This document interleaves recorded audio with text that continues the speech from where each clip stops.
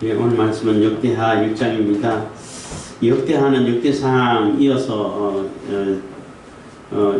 연결되는 그 히브리 그 성경에는 한 권으로 되어 있어요. 역대상이나 역대하는 한 권으로 되어 있는데 지금 우리는 두 권 나눠서 읽고 있는데, 역대상은 그래도 그 다윗 왕 시대까지 이렇게 길게 기록했지만은 역대하부터는 이제 솔로몬 시대부터 시작되는 겁니다.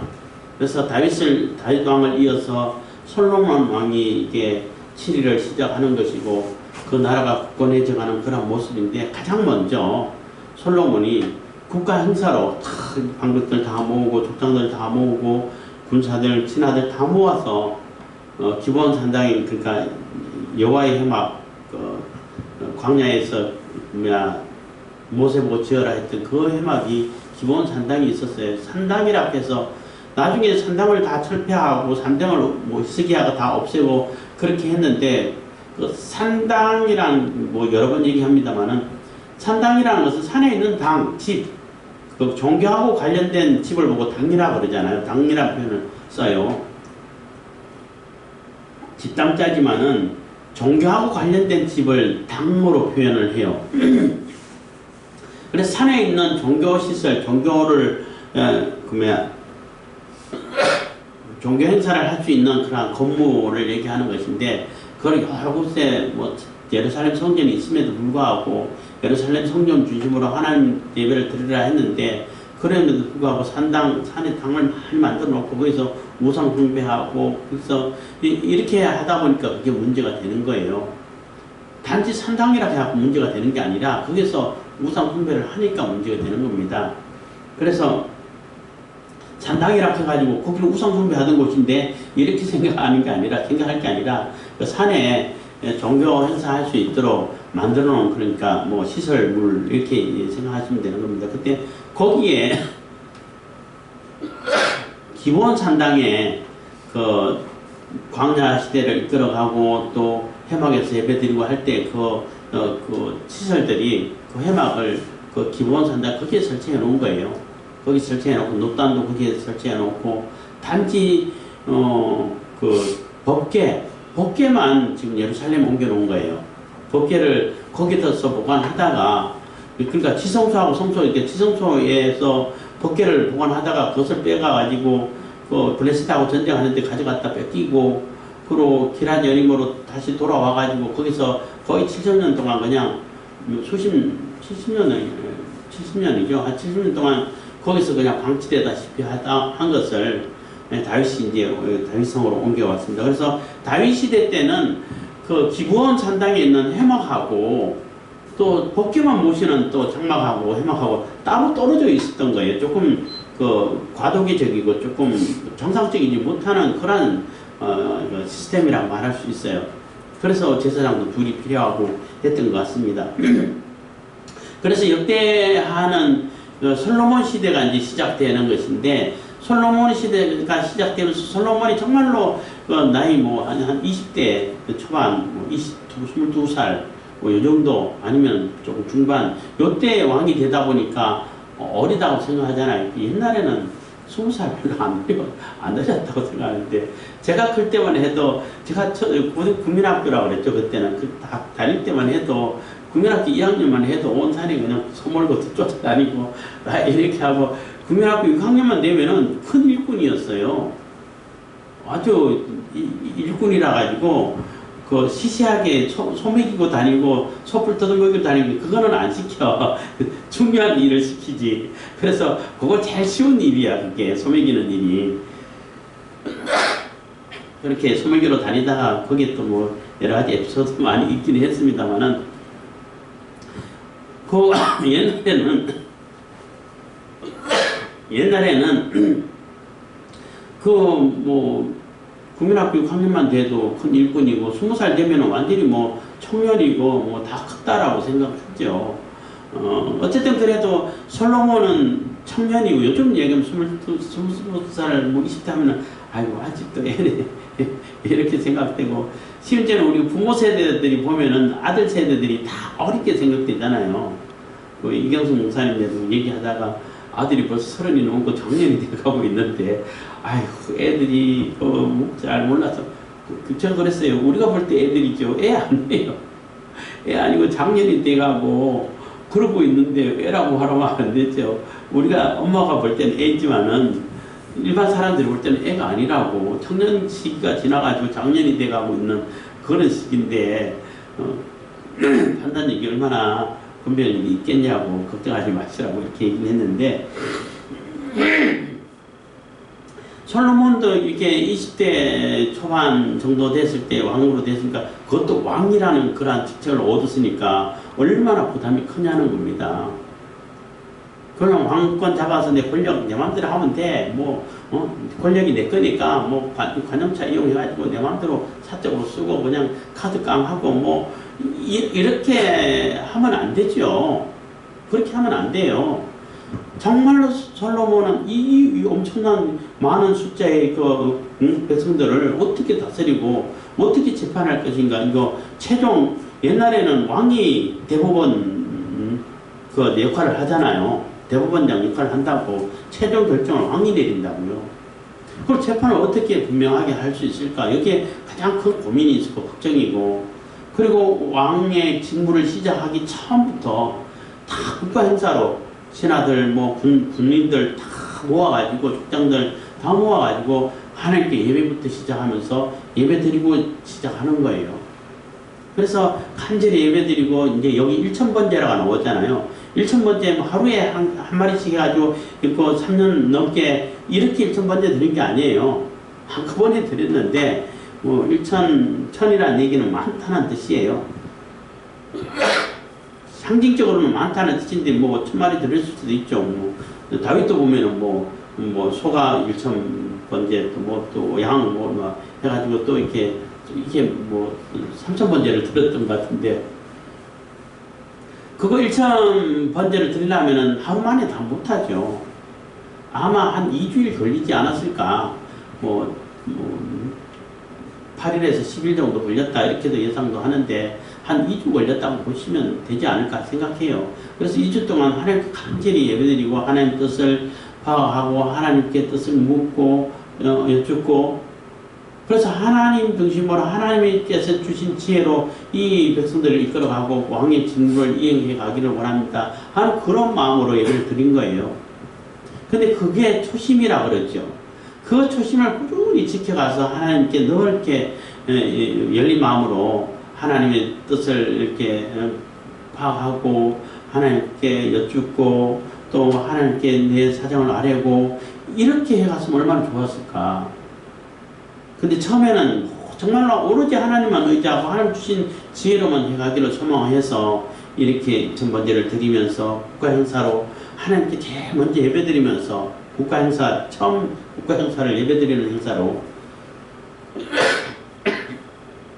처음 제사하는 행사로 시작하는 그런 모습을 보이는 겁니다. 그래서 하나님께서 그게 너무나 순수하고, 그러니까 이런저런 계산이 없고 정말 순수한 마음으로 마음 있는 그대로 솔직한 심령으로 하나님께 기도하고 하나님께 의지할 때에 그게 하나님의 뜻을 이렇게 잘 파악하게 되고 하나님의 마음에 합한 그러한 기도를 하게 되는 것 같아요. 그래서 아니 너를 위해서 부귀 영화도 구하지 않고 원수들 다 물리쳐주게 해주세요 이런 것도 안 하고 참 오래 살게 해주세요 이런 것도 안 하고 오로지 지혜로 어떻게 내가 맡긴 이 백성들을 잘 이끌어갈까 하는 이런 마음으로 기도하는 거 보니까 너무나 기특하고, 그래서 지혜는 줄 뿐만 아니라 내가 부귀 영화도 줄 거야 하고 덤으로 이렇게 풍성하게, 그래서 너와 같은 자가 전에도 없고 후에도 없을 거다, 너와 같은 왕이 해서 풍성하게 은혜를 베풀어 주시는 그런 모습을 오늘 역대하 입장에서 보는 겁니다. 그래서 엄청나게 뽕나무 이렇게 은금을 금, 은이 완전히 돌같이, 돌이 얼마나 흔해요. 그렇게 폰하게 만들고 그만큼 부하게 만든다는 거죠. 그리고 백향목이 얼마나 귀중하고 아주 고급 재료예요. 건축 재료인데 그게 그냥 흔한 그 뽕나무 감람나무가 그때 이스라엘에는 그런 게 많은 흔한 돌감람나무 해가지고 길가에도 많이 있고 하는 건데, 그런 나무처럼 많게 해주겠다는 거, 많게 해줬다는 거죠. 그렇게 많이 베풀어 주면은 그걸 잘 써야 되는 것도 굉장히 중요해요. 쓰는 것도 굉장히 중요합니다. 솔로몬이 자기 부귀 영화를 위해서만 쓰지 않고 그것을 물론 기초적으로 갖춰야 할 기반 시설을 갖춰야겠지만 갖추고 난 다음에 백성들을 위해 가지고 어떻게 하면 하나님 더 잘 섬기게 할까, 하나님께 더 나오게 할까, 이런데 자기가 하나님께 받은 지혜가 있지만은 그래도 하나님께 지혜가 있지만은 그래도 사람인데 그래도 하나님께 또 지혜를 묻고 지혜를 파악해서 하나님 뜻을 받들어 이렇게 해갔으면은 얼마나 좋았을까 하는 아쉬움이 있죠. 솔로몬을 얘기한다면은. 그래서 어쨌든 간에 솔로몬이 처음 초기에 시작하고 성전을 짓고 하는 요 모습까지는 완전히 예수님을 상징하는 겁니다. 그 모세가 가나안 땅 입구까지 이스라엘을 끌어갔다가 거기서 가나안을 바라보면서 죽고 여호수아에게 맡겨가지고 옮겨갔잖아요. 가나안 땅으로 들어간다고 약속의 땅으로 들어가잖아요. 그거하고 이렇게 패턴이 맞아 들어가는 거예요. 다윗이 성전을 짓기 위해서 준비 다 해가지고 솔로몬에게 맡겨주면 솔로몬이 실행을 하게 되는, 평화의 왕이 실행하게 되는 그러한 모습이 이렇게 서로 이렇게 연결되는 것인데, 어쨌든 간에 처음 시작할 때는 정말 잘한 거죠. 하나님 중심으로 하는데 그것이 끝까지 쭉 이어지지를 못해서 참 아쉬운 것이 있습니다만은, 어쨌든 간에 처음에는 이렇게 하나님 중심으로 하나님께서 기뻐하시는 모습으로 이렇게 돼가는 그러한 모습을 이렇게 역대하에서 그려주고 있는 것입니다. 그래서 역대하에서는 솔로몬 시대부터 쭉 예루살렘이 멸망하는 그 시대까지 이어지고 있는 겁니다. 그래서 역대상은 다윗 시대를 이렇게 그렸다면 역대하는 솔로몬 시대부터 시작하는 겁니다. 1장 1절 다윗의 아들 솔로몬의 왕위가 견고하여 가며 그 하나님 여호와께서 저와 함께 하사 심히 창작케 하시니라. 그래서 하나님이 함께 하셔가지고 하나님께서 세우신 왕이라는 거죠. 정통성이 아주 있다는 것입니다. 그래서 아주 창대케 됐다는 것입니다. 열왕기서를 보면은 거기에 아도니아 반역이 있고 또 숙청 작업이 있고 그 안정시켜가는 그런 과정이 다 있죠. 근데 역대에서는 그런 거 다 생략하고 하나님께서 이렇게 세워주셨고 창대하게 하셨다라는 것을 나타내 보여주고 있는 겁니다. 2절 솔로몬이 이스라엘의 천부장과 백부장과 재판관과 온 이스라엘의 각 백성 방백과 족장을 명하고, 그래서 군사장들 또 그 관료들 다 모아서, 그래서 군부라든지 일반 관료라든지 다 모아가지고 국가 행사를 하게 됐다는 것입니다. 그래서 다 소집해서 3절 온 회중과 함께 기도원 산당으로 갔으니 하나님의 해막 곧 여호와의 종 모세가 광야에서 지은 것이 거기 있습니다. 그래서 하나님의 해막, 그래서 모세가 지었던 광야에서 지었던 그 해막이 있던 곳이 기도원 산당이 설치되어 있었다는 것입니다. 거기 가서 국가 행사를 치르고 거기서 행하는 것은 다윗 시대 때는 큰 행사, 그래서 번제를 많이 드려야 된다든지 규모가 크다 그러면은 여기가 기부원에 가서 한 거고, 작은 개인적인 예배를 드리고 제사를 한다고 할 때는 그 예루살렘에 그 성막이 그 법궤가 있는 거기서 하고 그랬었어요. 근데 행사가 규모가 크면은 산당 기본으로 가고 작으면은 예루살렘에서 하고 그랬는데, 이제는 이제 두 개로 나눠진 게 아니라 하나로 이제 성전을 지어서 합쳐야 된다는 그러한 그 암시 같은 의미가 들어있긴 합니다. 그래서 그런 암시를 하고 있는 겁니다. 4절 다윗이 전에 예루살렘에서 하나님의 궤를 위하여 장막을 쳤었으므로 그 궤는 다윗이 이미 기랏 여아림에서부터 위하여 예비한 곳으로 메어 올렸고, 그래서 다윗이 법궤를 올렸다는 것이 이미 운반했다는 겁니다. 5절 옛적에 훌의 손자 우리아의 아들 부살렐에 지어놓다는 여호와의 장막 앞에 있더라. 솔로몬이 회중으로 더불어 나아가며, 그래서 거기 여호와의 모세가 지었던 그 회막, 그것도 하나님께서 지으라고 하신 대로 지은 것이죠. 거기 나가지고 더불어 나가서 이제 하나님께 제사를 드리는 겁니다. 6절 여호와 앞 곧 회막 앞에 있는 놋단에 이르러 그 위에 일천희생으로 번제를 드렸더라. 그래서 그 위에서 일천희생으로 번제를 드렸습니다. 일천 번제라고 이렇게 하는데 그것을 한 뭐 조금 여유 있게 잡아서 한 2주 걸쳐 가지고 그 국가 행사, 종교 행사를 국가 차원에서 종교 행사를 했다는 것입니다. 이 밤에 하나님이 솔로몬에게 나타나사 이르시되 내가 네게 무엇을 줄고 너는 구하라. 그래서 아마 그 번제 종교 행사 다 끝나는 시점에 이렇게 꿈에 나타나셔가지고 이렇게 솔로몬에게 이렇게 얘기한 것 같아요. 그래서 꿈이라는 거, 사람들이 자꾸 어떤 사람들은 꿈에 굉장히 집착하는 사람들이 많이 있는데 꿈이라고 해가지고 다 그 어떤 메시지가 있는 꿈은 아니에요.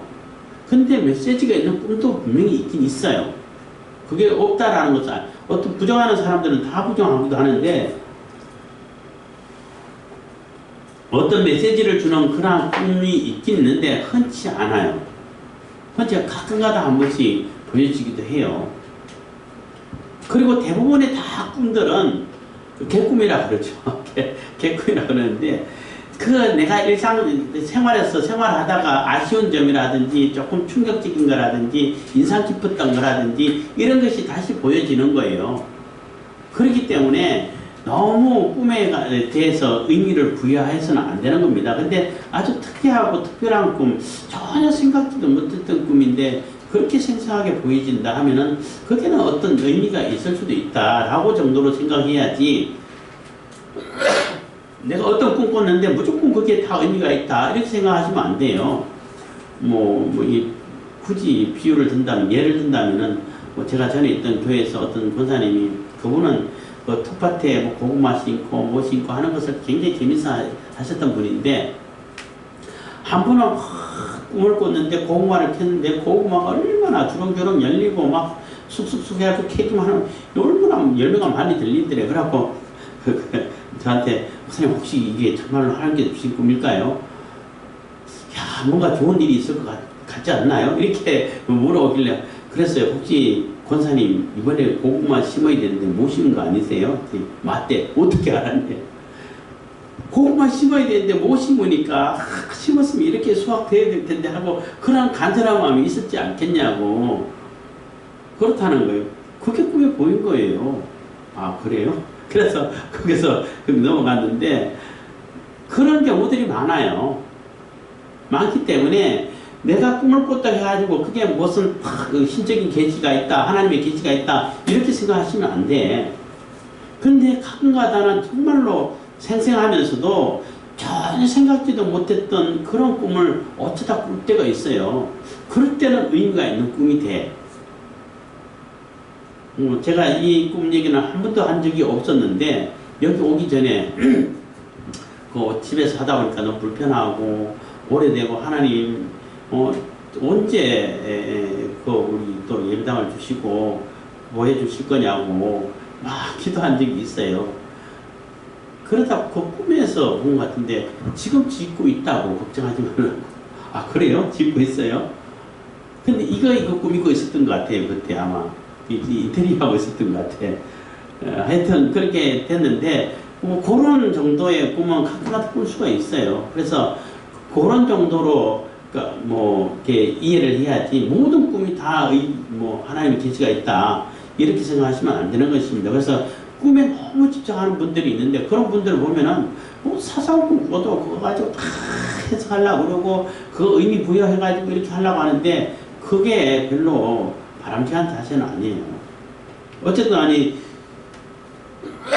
특히 구약에서는 하나님께서 꿈으로 현명하는 경우들이 많이 있죠. 신약에 마리아 예수님 어머니 마리아 요셉에게도 꿈으로 현명한 경우도 있고 하는데 가끔가다 있다는 것입니다. 어쨌든 간에 꿈에 나타나 보이셔가지고 솔로몬에게 이렇게 네가 소원이 뭐냐고 물어보는 겁니다. 그래서 7절 이 밤에 하나님이 솔로몬에게 나타나사 이르시되 내가 네게 무엇을 줄고 너는 구하라. 솔로몬이 하나님께 여짜오되 주께서 전에 큰 은혜를 나의 아비 다윗에게 베푸시고 나로 대신하여 왕이 되게 하셨사오니. 그래서 하나님께서 다윗에게 부왕 아버지 다윗에게 엄청나게 은혜를 베풀어 주셨고, 그 엄청나게 베푸신 그 은혜를 베풀어 주신 그 다윗 왕을 이어가지고 나로 왕을 삼아 주셨는데, 그래서 그 하나님께서 베푸신 은혜가 너무 크다는 거죠. 그 큰 거에 비해서 나는 너무 약하고 보잘것없다는 거예요. 비교를 하는 겁니다. 9절입니다. 여호와 하나님이여 원컨대 주는 내 아비 다윗에게 허하신 것을 이제 굳게 하옵소서. 그래서 다윗에게 허하신 것이라는 얘기는 다윗의 언약을 얘기하는 거예요. 그걸 굳게 해서 틀림없이 이루어질 수 있도록 그것을 이루어가는데 흔들림 없게끔 해주십시오 하고 기도를 하는 겁니다. 하나님 뜻이 이루어지기를 소망합니다 하는 그 맥락하고 같은 겁니다. 주께서 나로 땅에 티끌같이 많은 백성의 왕을 삼으셨사오니. 그래서 땅에 티끌같이 많은 백성들, 아브라함에게 네 후손이 이 땅에 티끌같이 많을 것이다, 모래같이 많을 것이다, 하늘 별처럼 많을 것이다, 이렇게 약속해 주셨잖아요. 그 약속이 이루어진 것을 지금 보고 있다는 그런 의미도 되는 겁니다. 그래서 이 티끌같이 많은 이 백성들을 맡기셨는데 이 백성들을 어떻게 이끌어 가겠습니까 하는 것입니다. 자신을 아주 낮추고 하나님께 겸손하게 자신의 모습을 드러내는 거죠. 10절입니다. 주는 이제 내게 지혜와 지식을 주사 이 백성 앞에서 출입하게 하옵소서. 이렇게 많은 주의 백성을 누가 능히 재판하리까. 그래서 하나님께서 나에게 지혜를 주셔가지고 이 백성들이 정말로 평안하게 하나님 잘 섬기고 또 평안하고 또 생업에 집중할 수 있도록, 그래서 억울한 일이 없도록, 부당한 일이 없도록, 재판 잘할 수 있도록 그러기 위해서 지혜를 주십시오 하고 기도를 하는 거예요. 그래서 솔로몬 입장에서는 내가 왕인데 권력을 해서 어떻게 행사할까 이런 허세가 들어가 있지 않고, 그런 우쭐한 마음이 들어가 있지 않고, 이 엄청난 백성들을 나한테 맡기셨는데 이거 어떻게 감당합니까? 지혜가 있어야, 지식이 있고 지혜가 있어야 분명히 분별할 수 있을 텐데, 그거 얼마나 많은 일들이 벌어지겠습니까? 그래서 분별력이 있어야 될 텐데, 하나님 그 지혜를 주십시오. 이 하나님께서 맡기신 이 백성을 잘 다스려 갈 수 있도록, 평안하게 보호하고 지켜줄 수 있도록 그런 지혜를 제게 주십시오 하고 하나님께 소원을 얘기하는 겁니다. 하나님 보실 때 얼마나 기특하겠어요. 권력만 주면 남용해갖고 자기 욕심 챙기려고 바쁜 요즘 그 정치인들 보다가 이거 보면은 참 순수하고 순진하고 참 귀엽기도 하고 그럴 거 아니에요. 그래서 하나님께서 정말로 기뻐하셨습니다. 11절 하나님이 솔로몬에게 이르시되 이런 마음이 내게 있어서 부나 재물이나 존영이나 원수의 생명 멸하기를 구하지 아니하며 장수도 구하지 아니하고 오직 내가 너로 치리하게 한 내 백성을 재판하기 위하여 지혜와 지식을 구하였으니. 그래서 내가 맡겨준 이 백성들을 잘 다스려가고 제대로 올바르게 정확하게 치우침 없이 재판하기 위해서 지혜를 구하다니 정말로 참 기쁘다는 겁니다. 그러니까 하나님 뜻을 어떻게 하면 잘 받들 수 있을까? 어떻게 하면 하나님 나라를 제대로 세워갈 수 있을까? 이런 고민이 낮에도 잠깐 얘기했습니다만은 그게 교회가 할 고민이고 우리 성도들이 또 사명자들이 해야 할 고민인 거예요. 내가 어떻게 건물을 잘 세울까? 내가 어떻게 명예를 나타낼까? 이 교회를 어떻게 그냥 이렇게 세계에서 그냥 추앙받는 교회로 만들까? 이런 고민할 게 아니라 어떻게 하면 하나님 뜻을 받들어서 한 영혼이라도 더 복음으로 인도하고 이끌어가고 그 복음의 신앙의 유산을 물려줘서 그 신앙을 이어갈 수 있도록 하고 하나님 중심으로 살게 만들고 내 생활에 하나님 중심의 삶에 살아가는 그런 중심으로 만들까? 이런 고민을 해야 되는 겁니다. 그게 올바른 고민이죠. 그런 고민으로 그 뜻을 받들어 가다 보면은 하나님께서 필요하면은 환경도 갖춰주시겠죠. 그건 부수적인 거예요. 비본질적인 겁니다. 그래서 이제 솔로몬이 그것을 구했다는 것입니다. 12절 그러므로 내가 네게 지혜와 지식을 주고 부와 재물과 존영도 주리니 너의 전에 왕들이 이 같음이 없었거니와 너의 후에도 이 같음이 없으리라. 그래서 솔로몬과 같은 왕이 유다에는 솔로몬 외밖에 없었죠. 없었고, 그래서 네가 구한 지혜와 지식 물론 주고 잘 이끌어 알고, 그게 덤으로 이게 부와 재물과 존령을 준다 했는데 이게 비본질적인 거예요. 덤으로 주는 거예요. 이거는 있으면 좋고 없어도 괜찮고 하는 거예요. 응? 근데 중요한 것은 지혜와 지식, 하나님의 뜻을 받들 수 있고 하나님의 뜻을 깨달아 알 수 있는 이 지혜와 지식은 반드시 있어야 되는 거예요. 그래서 교회의 사명을 얘기할 때도 본질적인 게 뭔가 비본질적인 거, 우리 신학교 다닐 때도 그런 토론 많이 했어요.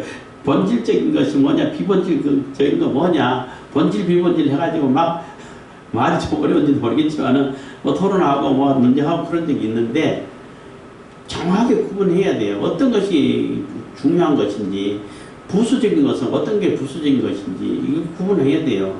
근데 많은 교회들, 많은 성도들, 또 많은 목회자들이 이게 부수적인 것, 거기에 너무 모든 그냥 헌금이고 모든 힘이고 에너지고 다 교회 건물 짓는데 다 소모를 해버리고 빚 갚는데 그냥 걸려질 메고 그러다가 그냥 다 시간 다 보내버리고 이렇게 지내온 게 한국교회의 현주수였죠.